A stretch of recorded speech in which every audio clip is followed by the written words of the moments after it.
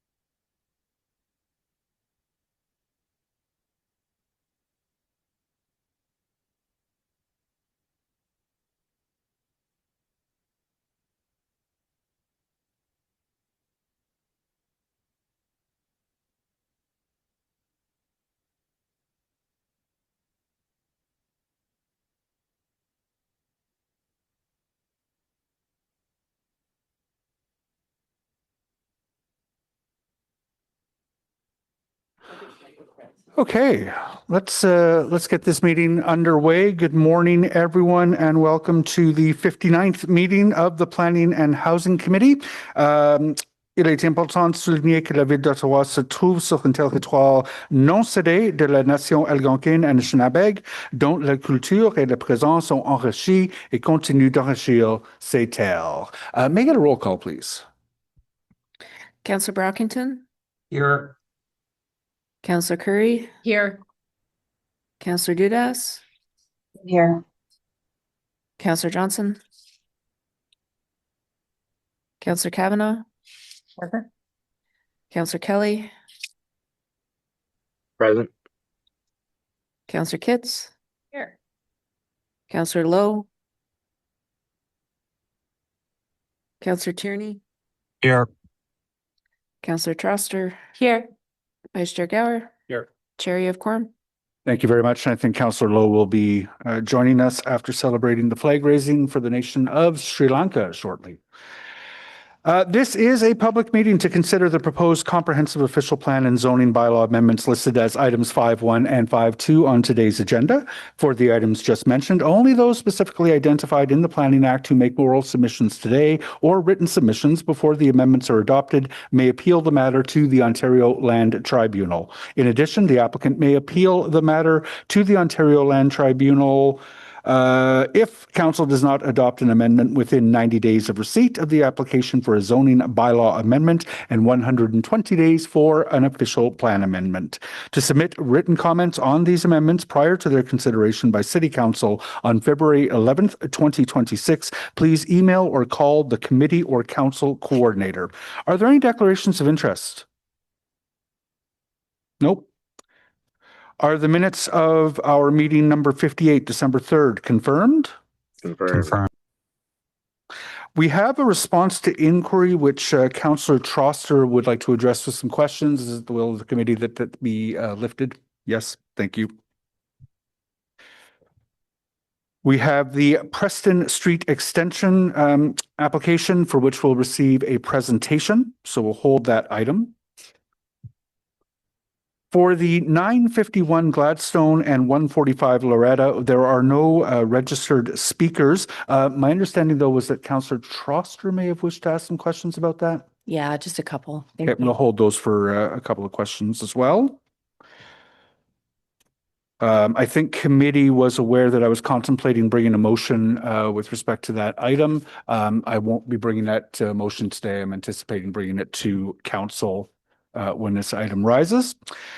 And then I'll just get to, there is a motion that there was some question as to how closely it was related to the Preston Street extension with respect to greater collaboration with the National Capital Commission. It is really a separate item, and I'm just wondering if we can get the committee's permission to bring that item here. I know staff would like that item to rise to council at the same time as the Preston Street extension. So Councillor Gower, Vice Chair Gower has a motion to waive the normal rules on that.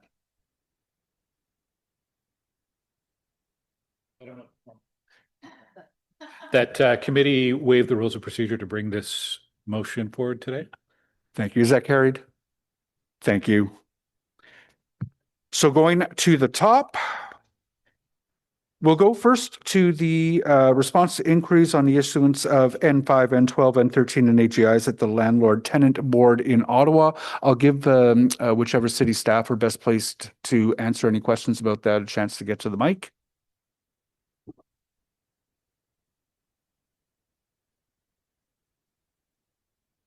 Do we have staff representation on that today? I'm going to come back around to that while they get city staff ready for that one.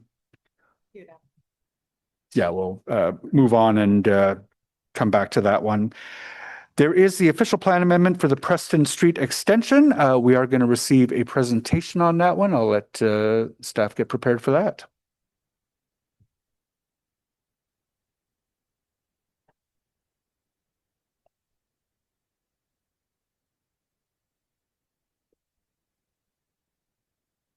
Good morning, Andrew and Aaron. We're in your hands whenever you're ready.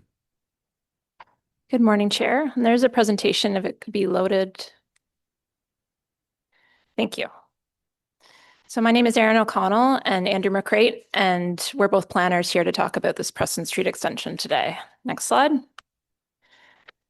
So the LeBreton Flats area that's in question and the subject of this amendment is a plan of subdivision area shown on the slide here, surrounded by red. The lands are largely owned by the NCC. They're bound generally by the Kitchissippi-Mecan Parkway and Wellington Street to the north, Booth Street to the east, Albert to the south, and Bayview Station Road to the west. The site's bisected north to south by the O train line 1, and the yellow line in the slide is the subject of our amendment before you today. Next slide. So this is Schedule C5 from our official plan, and the dashed red line shows an arterial proposed for the Preston extension.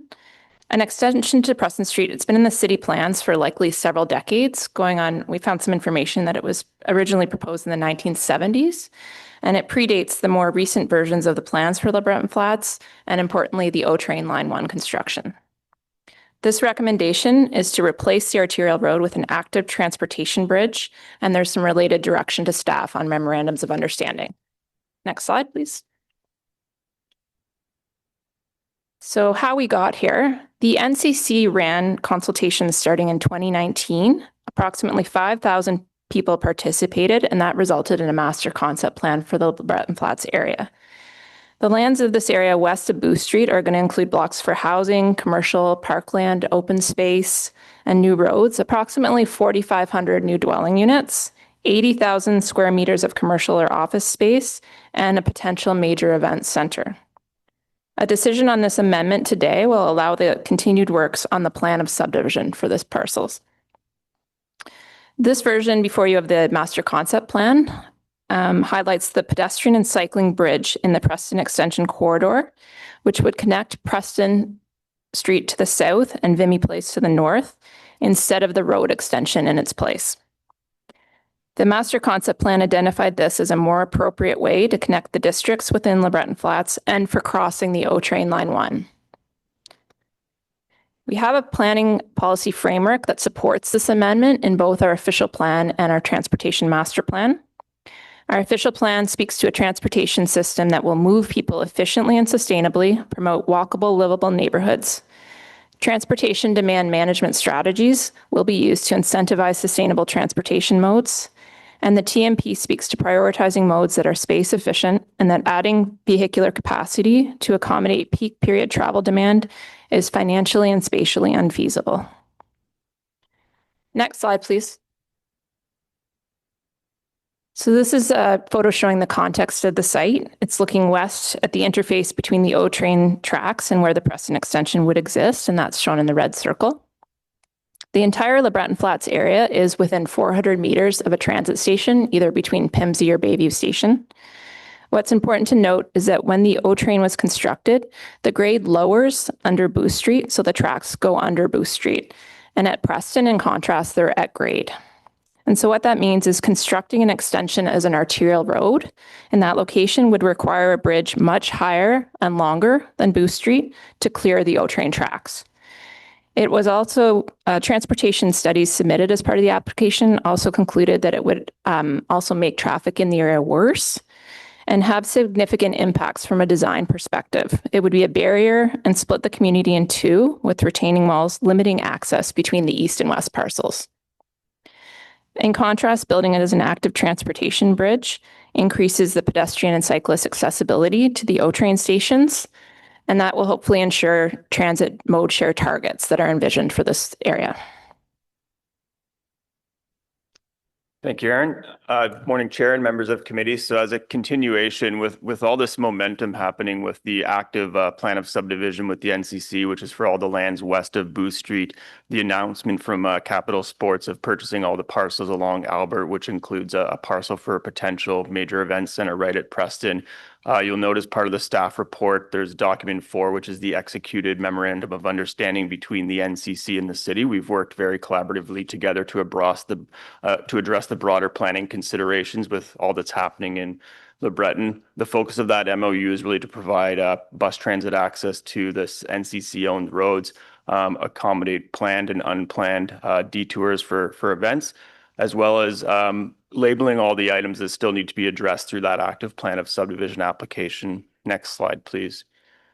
So with this decision and the staff recommendation today to convert the Preston Arterial into an active transit bridge, the next steps really include the city executing that component of the MOU between the NCC and the city, which will allow us to proceed with those active applications. We'll start on reactivating that plan of subdivision when the NCC is ready to come back in. We'll also unlock a lot of the parcels that we'll start seeing future site plan applications for those properties within LeBreton Flats, including the potential major event center. As well, you'll notice in the report that we've already engaged in some conversations between the NCC, Capital Sports Development, and the city to start the legwork for a three-party MOU to kind of tie all those things together to make sure things like construction sequencing, timing of projects is all coordinated between the three parties so that we're looking at how LeBreton develops in an efficient manner and works to mitigate any impacts on the community. So we'll end it there for the presentation, but Darren and I are happy to take any questions on the report before you. Thank you. Thank you very much to staff for that, and thanks to staff for working generously to get to yes on this. I know many members of the committee have received an email from Mr. Leader expressing his support for this, and obviously it is an agreement between the NCC and the city. Do any members have questions about this? Yeah, Chair, I do. Yep. Thanks. Councillor Tierney? Oh, sorry. Councillor Troster has her hand up first, I believe. No? No, it's okay. You can go ahead. Okay, great. Thank you very much. I'm just having a quick look at this, and I'm just trying to understand. Isn't the Preston extension an important link in the network? And it was kind of included in the TMP that we just approved as part of the capital plan. So I'm kind of anytime I hear NCC, my antennas go up. So I'm very curious about some of the information that I'm seeing here today. Why the sudden change? And maybe I can get staff to comment on that. Thank you. Through you, Mr. Chair. The initiation for this amendment falls from work on the LeBreton Flats Master Concept Plan, as I mentioned, by the NCC. So it's an updated proposal for LeBreton Flats and how it will develop. And we had to balance in the report the advantages and disadvantages of a road extension versus an active transportation in making this recommendation. And so I think the original extension, as I mentioned, was proposed back in the 1970s, and it was based on previous versions of plans that were developed for LeBreton Flats. Just to add, the Transportation Master Plan, there is direction in this report. The official plan is the guiding document, and following that, some updates will be made in the Transportation Master Plan based on the decision today. Okay, great. Thank you for that. And I just want to confirm this does go to council, right? Because I think even if I support it today, I just want to make sure that I follow up a little more detail. I feel we just heavily debated a TMP. And when I hear NCC, TMP, have all these acronyms, I want to dig into things a little bit deeper. And I also have one further question. Who pays? I just want to make sure we're not bonusing anybody by doing this. For example, the bridge, for example.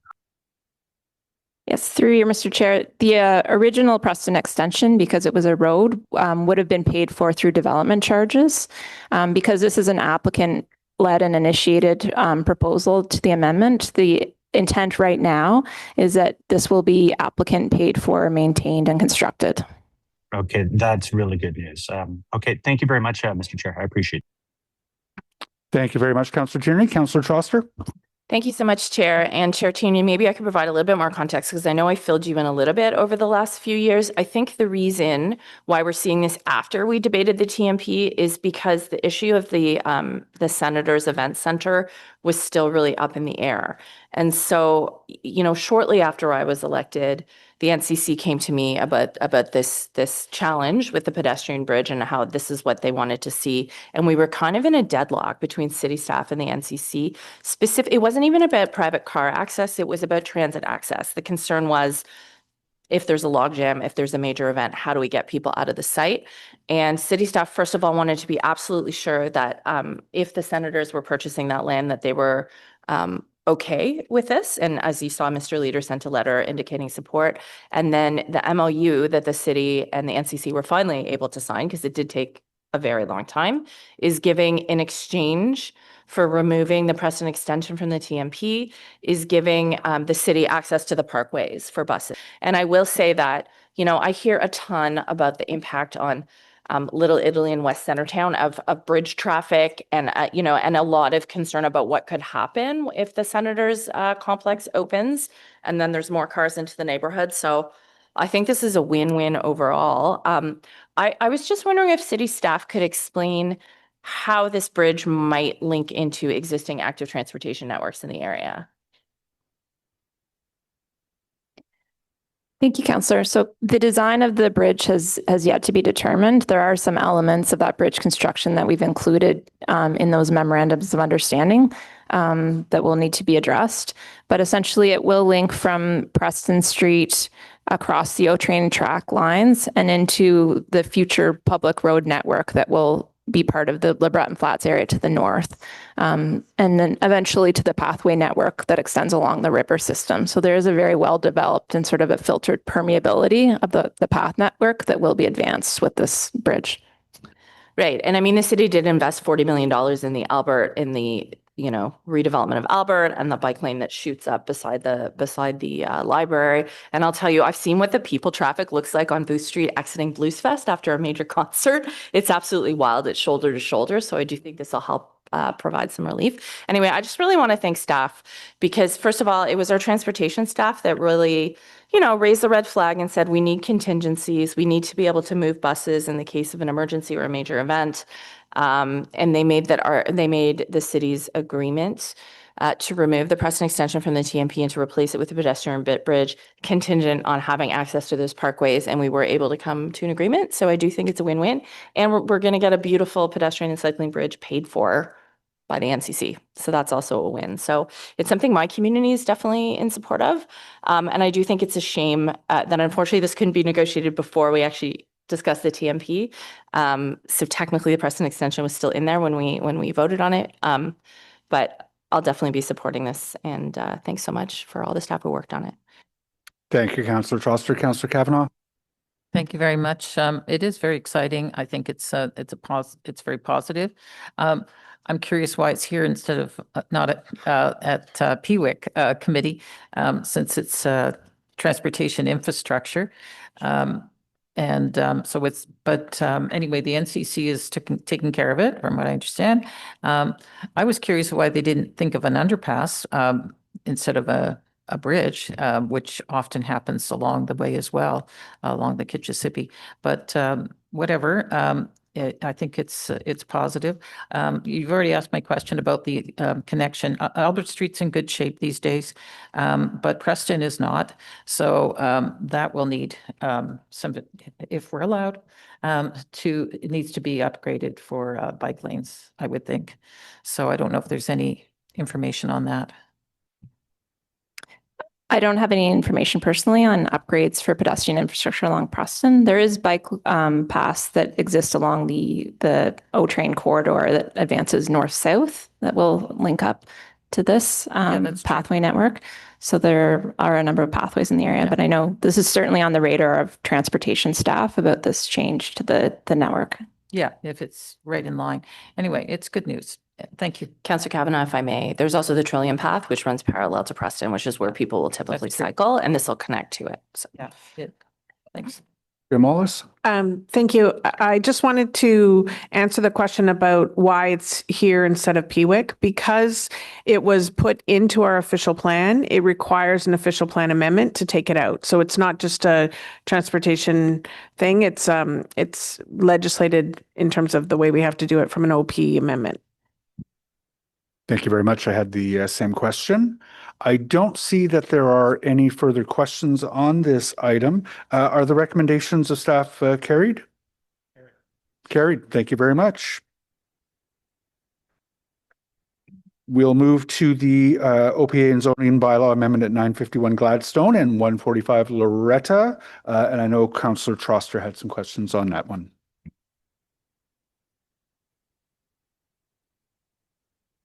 Thank you so much. I was just really curious because I know this committee has seen this file over the years before now, but I noticed in the report it mentioned that the Enrich Bread artist studio building is going to be retained.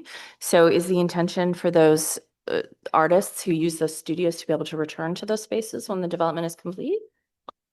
Thank you for the question. So I can comment on what's currently permitted by the existing zoning, a holding provision that applies to the subject property, which requires 2 items related to the standard bread building. So that's a relocation strategy for existing artists, has been submitted through site plan as a condition of site plan approval. And then also confirmation of a secured affordable unit rent artist tenant for the artist tenants within the standard bread building for a period of 15 years with an approximate rent of 40% below market. Those are 2 items that are embedded in the current holding symbol, which applies to property, which will not be removed through this amendment. And that will be further embedded in the site plan agreement registered on title. That's fantastic. That strikes me as the gold standard. I mean, we dealt with a very difficult file in my ward last year, where there were artists and studios and a building being demolished. So it's great work.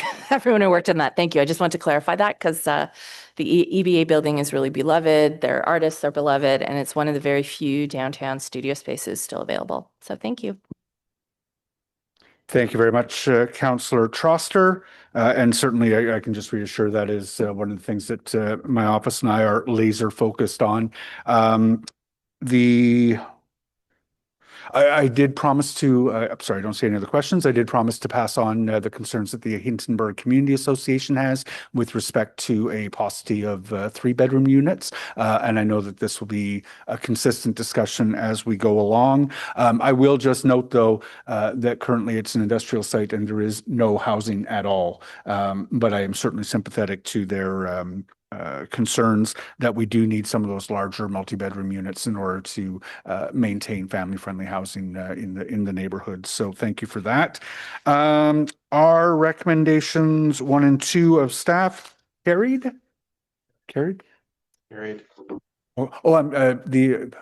I'm told the applicant is here. I wasn't expecting a presentation. If committee's prepared to carry this, did you still wish to speak? Great. And I think I heard that the recommendations are carried. Thank you. With respect to the response to inquiry, the issuance of N5, N12, N13, et cetera, there are no city staff who are available to answer those questions. I know if Councillor Troster wanted to ask those in public, we should have that opportunity. I'm wondering if Vice Chair Gower might move referral of the receipt of this response to inquiry to the subsequent agenda. Yes, I'd be happy to move that to our meeting in 2 weeks' time. Is that carried? Thank you. Which brings us to, I believe, the final item, which I think has now been distributed to members of the committee, which is the motion by Vice Chair Gower with respect to collaboration with the NCC. I'm wondering, Vice Chair Gower, you have a copy of the full motion now, if you could read that out. I will read it in. Whereas the National Capital Commission is a trusted partner for city building and the enrichment of Ottawa, and whereas the City of Ottawa and the NCC have a shared vision for seeing vibrant, dynamic communities and public spaces that are in harmony with the natural environment, and whereas their significant portfolio of land and world-renowned planning excellence make them a natural partner for building up Ottawa. Whereas the City of Ottawa entered into a partnership with Build Canada Homes about other federally owned lands, which will be considered at a joint meeting of Planning and Housing and Finance and Corporate Services Committee on March 25th. And whereas Ottawa's Housing Action Plan specifically seeks to unlock public land for public good by building more housing, particularly affordable housing. Therefore, be it resolved that staff be directed to work with NCC counterparts on a framework agreement to be submitted to Planning and Housing Committee and Council for approval that helps advance and expedite projects on specific parcels of land as proposed by the NCC and seeks to establish a common approach that creates a structure for value sharing, respects Ottawa's natural heritage and environment, and ensures robust community engagement on projects.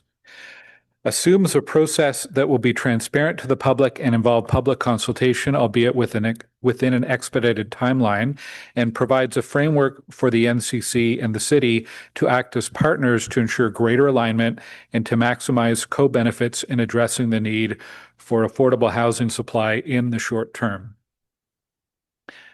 And I'll add, this absolutely would apply to LeBreton Flats and the projects there, including some of the ones we just spoke about, but there are a number of federal lands and NCC lands across the city where this could apply to. Thanks, Chair. Thank you, Vice Chair. Questions from first Councillor Brockington. Thank you, Chair. Good morning, everyone. Having just gone through the comprehensive zoning bylaw review, where significant NCC lands in my ward, Councillor Johnson's ward, other wards, were part of our focus, the terms trusted partner, harmony with the natural environment, and transparent process were not terms that the public used to describe the NCC. So this motion gives me some concern. To staff, are the Southern Corridor lands now in scope for this motion?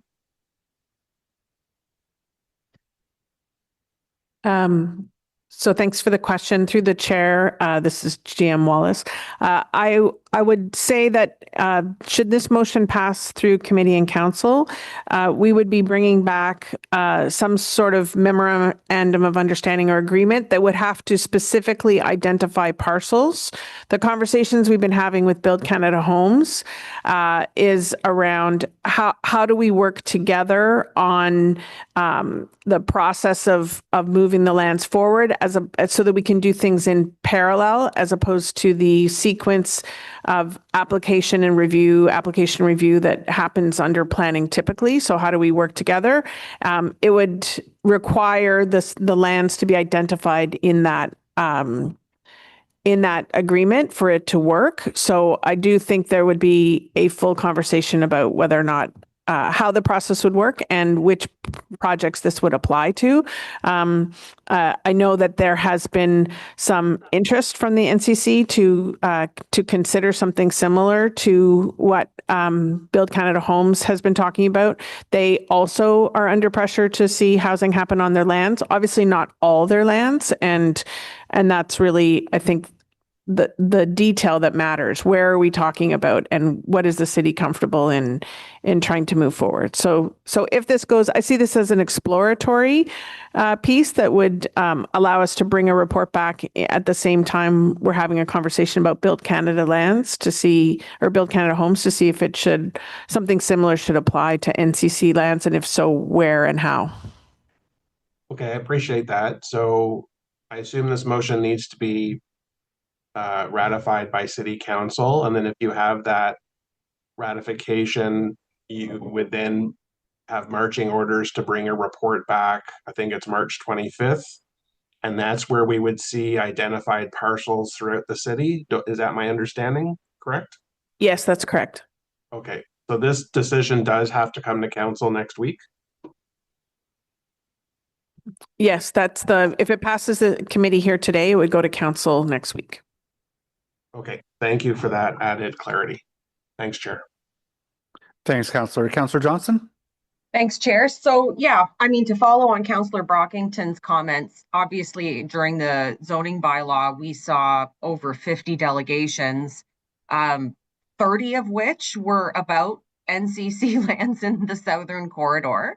I'm sure we don't necessarily want to inappropriately alarm people that we're going back over the same questions, but we even saw during that discussion that there was some either misunderstanding of zoning as a prevention to housing, etc. So can staff sort of in very plain language explain for those who will be interested in this motion, tell us about how this motion protects the city's interests and resident interests in the development of NCC lands as best it can, obviously, given that we don't own the land, instead of further confusing the issue that residents won't be able to participate in development applications that concern them. Can someone just sort of like tell the residents what this motion does in that way?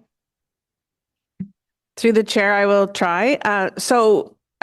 I mean, there's a clause in this motion that speaks to transparency in a public process. I think the difference at zoning and the conversation we're having there was about changing a zoning layer that would indicate that this would be in the urban part of the city that could then be redeveloped without any clarity about what was being proposed, how it would move forward. What I see different here, and that did not pass, what I see different here in this motion is a very specific deal about, or the possibility of a very specific deal that is identifying the exact parcels for the exact outcome that we'd be looking for. So how many units for how much of affordable housing, how would we be protecting woodlots or natural public spaces? Like, it would be very detailed in terms of what would be proposed and how we would move forward. And that would be different than the conversation before, which was about more like the general intent to move in a direction. So I think staff are very aware of the public concern in the Southern Corridor, and I am sure that the NCC is also interested in moving forward in the Southern Corridor. So to bring anything forward to council, I mean, they have lots of other lands too. So I think that this motion really just has us looking to see if there's an opportunity here, if something makes sense, and council will be able, and committee will be able to hear what staff can achieve in potential conversations, and then decide. There is certainly momentum around trying to do something on federal land. So we're recognizing that the NCC is a federal agency and does own land. So it doesn't make sense to apply a similar lens to some of their lands. That's really how we would work on this. But I appreciate the public's concern, and we'll absolutely be looking at enough detail and safeguards in the process to make sure that council can make an informed decision about whether or not this is the way they want to go. Okay, yeah, that's very helpful. Using the word framework in the motion, a framework can mean, it can still persist in a general way. So having you sort of put some meat on the bone in terms of what we'll see in that report is extremely helpful. I think, I guess my impression of this is that this actually sounds like a better controlled and better articulated approach to these lands. I certainly wouldn't be going on record to suggest that we shouldn't be using public land for housing. I mean, that's counterintuitive to many of the city's priorities and the federal government's priorities. So we know that that's a way to create, more deeply affordable units and so on. And we want to see that kind of intensification within the green belt. So I think those are all good reasons.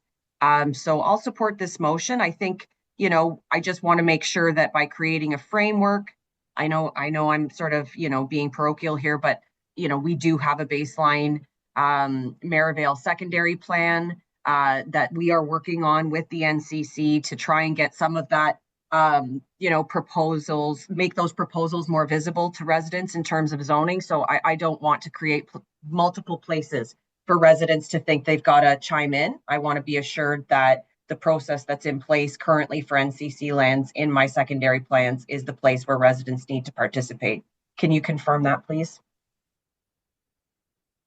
I can confirm we'd absolutely take into consideration existing secondary plans and any secondary plans in process. Okay. All right. So I guess the devil's in the details as those two things work together, but I will look forward to hearing more. And thanks to staff for trying to push the NCC to not do hand-wavy housing development, but perhaps start to try and move in the intensive way that the federal government is asking them to do so through Build Canada Homes. So thank you. Thank you, Councillor Johnson. Councillor Tierney? Great, thank you, Chair. So I'll keep it brief. Second item on the agenda where I hear the word NCC, my antenna always goes up. Especially in the previous one. And I think Councillor Kavanagh was kind of correct. We understand it legislatively why it had to come here. But anytime I hear the word NCC, they're involved in everything. They feel they want to be involved in everything, but they don't want to work with us. So I don't know who had the rose-colored glasses on that wrote this motion. It's ridiculous. But I just want to know what this is going to really achieve, because again, I think we have to look at I feel we're being bamboozled. Councillors are being contacted directly by the NCC on certain things. I want to make sure the mothership, the corporation of the City of Ottawa, is working together on all files related to the NCC to ensure that we get the best bang for the buck. And what are we doing about that? Because this will go to council.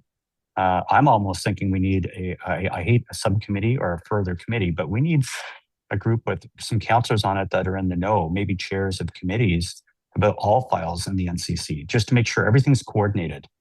I don't like this piecemeal approach with the NCC. It concerns me. And while I might support it here today, I'll have to determine what I do by the time it gets to council. I don't like when these things just land in our lap. And as a chair, I haven't even heard about the previous item in detail. And now this item here. maybe staff can quickly respond to that. Through the chair to Councillor Tierney, I appreciate our relationship with the NCC has not been an easy one. I think that as leaders in the corporation, we understand that they hold strategic locations of land that is important to the fabric of the city. And we are working hard to improve that relationship, but not, as you say, with rose-colored glasses, but eyes wide open.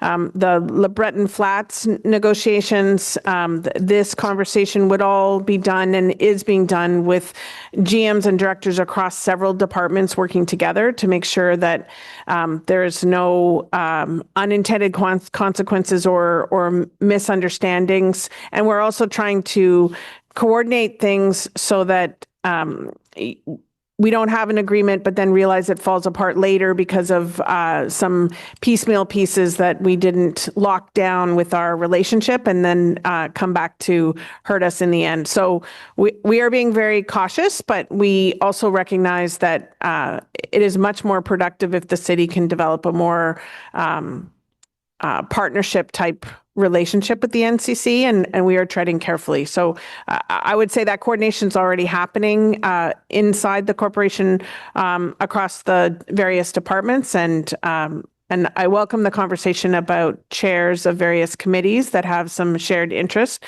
mean, I think the conversation about why Le Breton came here because of the requirement from a planning point of view, but it also has a crosswalk interest to traffic, and it's nice, or sorry, transportation, public works, and it's nice to see that both the chair and the vice chair in the room here. So I'd be happy to have that conversation about how else we can improve councillor cross-committee awareness about these various. Well, maybe we should just take this offline, and I know you reached out to me to have a meeting after this.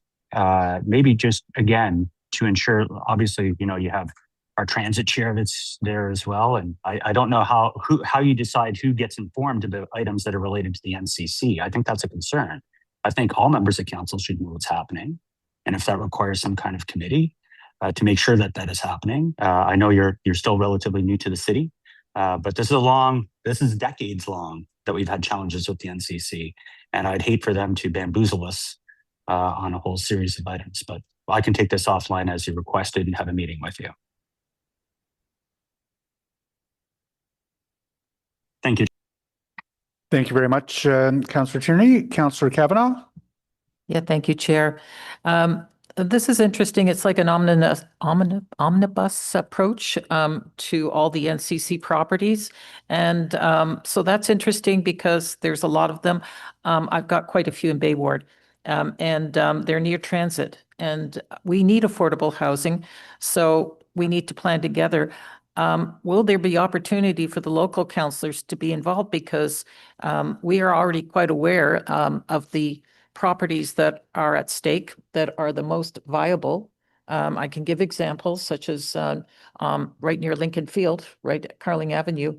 We're trying to get answers on, you know, what a plan would look like, because it has a domino effect on the community and also green space that exists right now. So and that's another part of what we have to plan, is making sure that green space is still there, because we need that. So I want to know how that fits in, because I think we'll need to have conversations, since we've been looking at these for many, many years. And hopefully we can work it out. But the end goal is affordable housing. And I know OCH is ready to go to help us out on that side. So through the chair, I would just say that I think this motion that it asks us to explore a partnership here, that it would only work if we had projects that were very close to construction ready. Like, there's no big barriers, and we would. It's about trying to expedite a process over the next year or so to get something to construction, not things that are still well well in the planning or consideration phases. So I think that if this causes both Build Canada Homes and NCC, both of these conversations, it's about getting serious about a real site and then everybody putting their head together and saying, how do we get housing very quickly on a real site? And so it might be one site, it might be more. We already work with councillors when we do secondary plan work, we would, or anything site specific and controversial. So we would absolutely have those conversations. I don't know what the NCC would be, if should this motion pass, I don't know what sites they would be considering and if what they would put on the table, but I don't see any report coming back recommending anything unless we have real concrete locations with very clear plans about what they're intending, and that would include conversations with local councillors, so we make sure that we have the full picture before bringing a report back. I appreciate that. Planning is planning, and it's not just the shovel ready. We got to know what's next in line. So I think it's broader, and especially near transit stations where it's crucial to get those developments done. So I hope to have further conversations on this, and I've certainly met with the NCC myself and talked to them, and hope to continue to do that. Thank you. Thank you, Councillor Kavanagh. Vice Chair Gower? Okay. The NCC has had a reputation of being a fourth level of government in our city sometimes. And we have not, as a city, necessarily worked cooperatively. There's a lot of political baggage between the city and the NCC. I'm moving this motion on behalf of the Mayor Sutcliffe, because he wants to turn the page on that. When it comes to housing, it would be ridiculous if we keep acting in an adversarial mode with the NCC at the staff level, at the political level. We need to be in lockstep. We need to avoid situations where there's an extra layer of consultation that's going to take another 6 months to move projects forward. Look at LeBreton Flats. There's potentially 4,500 housing units that could come in the next few years. We have to be working in lockstep with the NCC and the City of Ottawa to meet our housing goals. So we're turning the page here and trying to move forward in a more responsible way to address our housing crisis. That's what this motion is ultimately about. Thanks, Chair.